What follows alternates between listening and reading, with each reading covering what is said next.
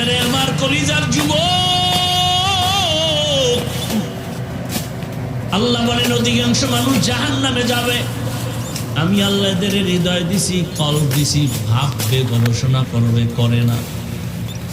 এত বিশাল আসমানটা খুঁটি ছাড়া কে টানায় রাখছেন এটা ভাববে, আর মালিকের মহব্বতের বন্ধনে আগায় যাবে।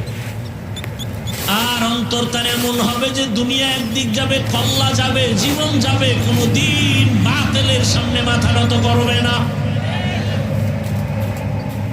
ওই মালিকের মহব্বত অন্তরে জমা করবে। ছোট একটা প্যান্ডেল টানায় রাখতে কত খুঁটি লাগলো, আর এত বিশাল সাতটা আসমান এমন ভাবে আল্লাহ টানায় রাখছেন, নিচের থেকে খুঁটিও নাই, উপর থেকে কোন রশির টানাও নেই, নড়াচড়াও করে না। সেদিন আসমান